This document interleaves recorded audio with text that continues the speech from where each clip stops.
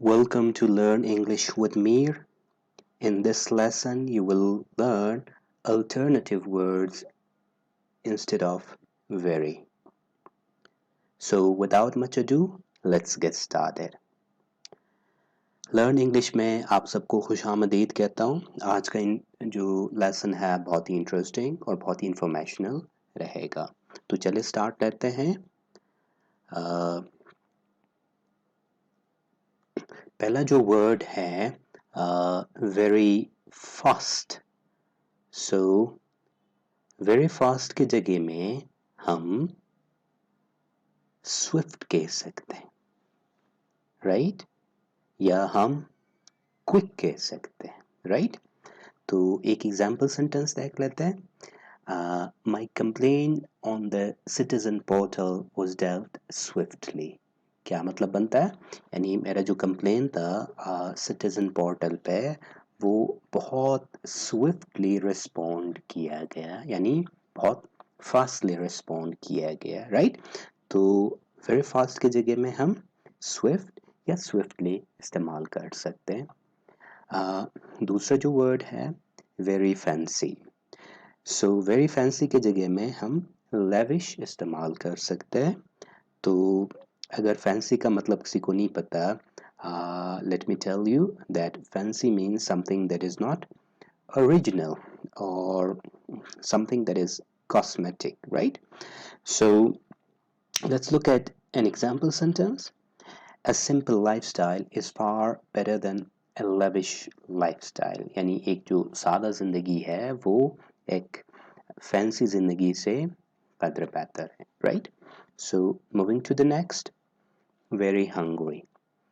Very hungry के जगह में हम starving इस्तेमाल कर सकते हैं, right? तो चले एग्जाम्पल सेंटेंस देख लेते हैं।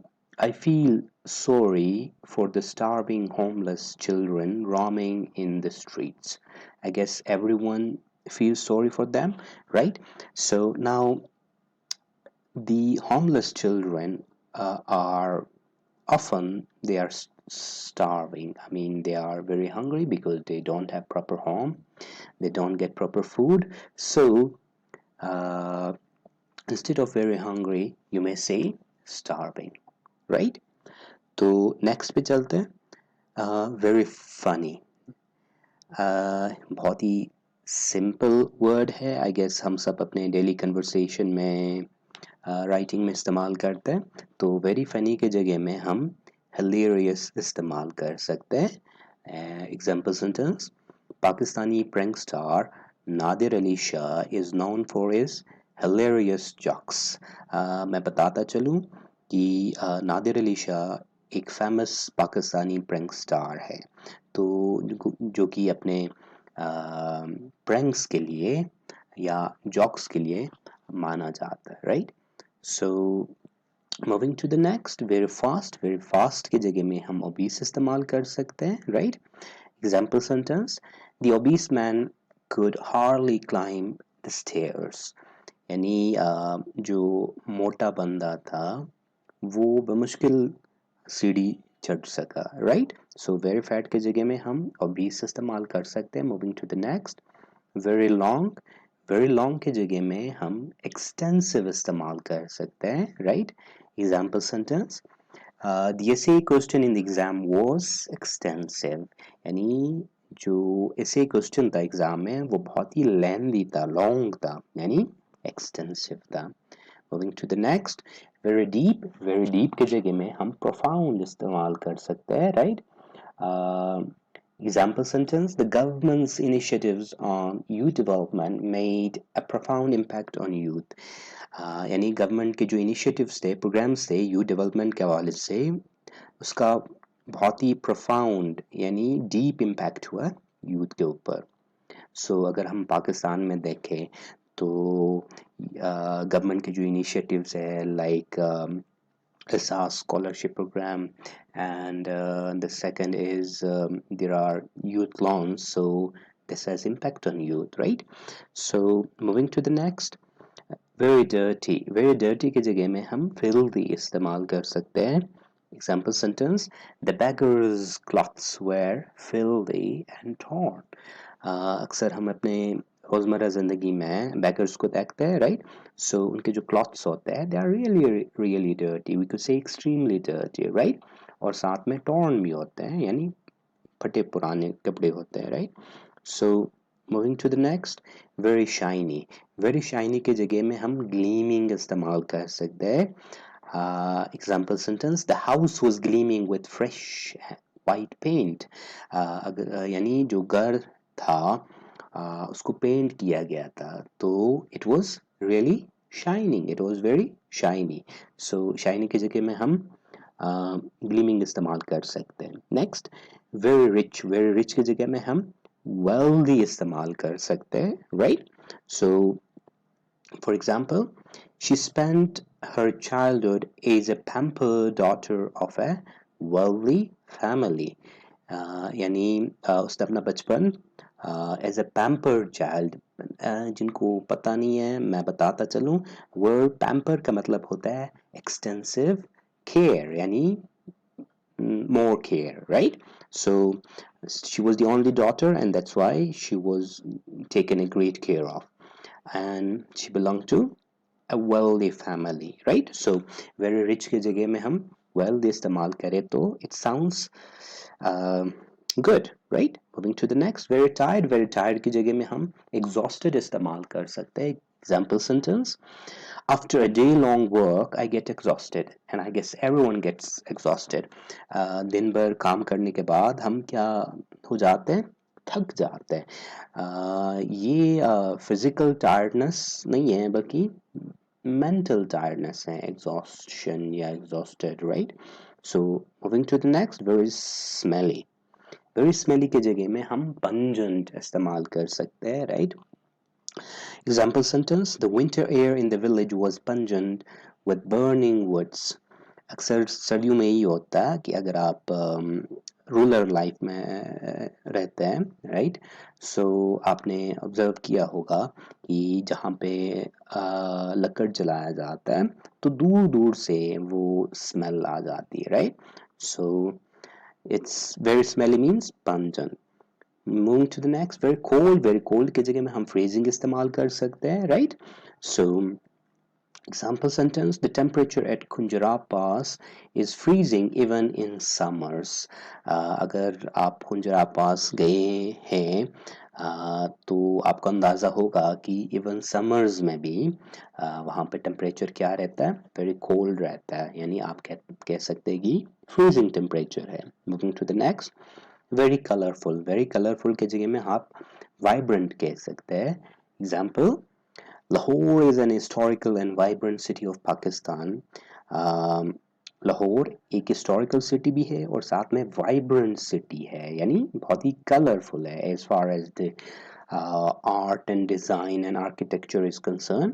Moving to the next, very risky. Very risky के जगह में आप प्रिलियस इस्तेमाल कर सकते हैं. Example: The road to Fairy Meadows is narrow and perilous. जिनको फेरी मेडोज के बारे में नहीं पता तो आपको नंगा पर्वत के बारे में पता होगा, राइट? नंगा पर्वत फेरी मेडोज में ही है, राइट? सो फेरी मेडोज की तरफ जो रास्ता है वो बहुत ही नेरो है और साथ में क्या है, प्रिलियस है, यानी बहुत ही रिस्की है, right? Moving to the next, very confused. Very confused की जगह पर perplexed इस्तेमाल हो सकता है, right? Example sentence: The sudden pause in the match by the umpires perplexed the audience. यानी मैच चल रहा था और अचानक अंपायर्स ने मैच को पोज किया, स्टॉप किया, तो इसकी वजह से ऑडियंस perplexed हुए, यानी परेशान हुए. That what is the reason the match is stop. Moving to the next, very slow. Very slow के जगह में हम sluggish इस्तेमाल कर सकते हैं. Example: global economy is sluggish amid COVID crisis. जी बिल्कुल, कि ग्लोबल जो इकोनॉमी है वो बहुत ही स्लो है, बहुत ही स्लगिश है कोविड की वजह से. Moving to the next, very serious.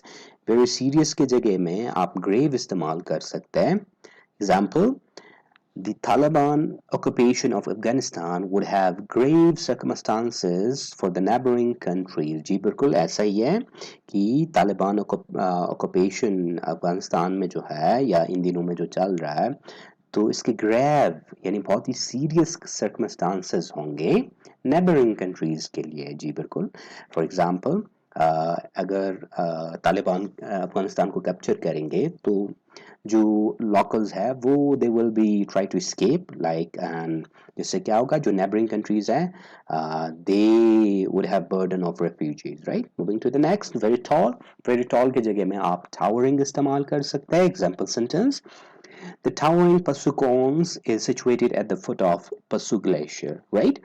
तो जो Pasukons है, that's a really mighty, tall mountain जो कि पसु ग्लेशियर के फुट पे है राइट सो अक्सर हम जो है जहाँ पे ऊंचे ऊंचे बिल्डिंग्स होता है सो वी से टावर राइट सो इसी तरह जो मोबाइल के टावर्स हैं उनको भी टावर इसीलिए कहा जाता है because they are really very tall moving to the next very calm की जगह पर आप serene इस्तेमाल कर सकते हैं in the middle of the busy city I found a serene place यानी बहुत ही calm बहुत ही peaceful moving to the next very angry की जगह में आप furious इस्तेमाल कर सकते हैं for example Ali became furious when his friends cracked jokes at him यानी अली बहुत ही furious बना बहुत ही angry बना तेज में आया just because कि दोस्तों ने उसका मजाक उड़ाया moving to the next very big की जगह में आप मैसिव इस्तेमाल कर सकते हैं फॉर एग्जांपल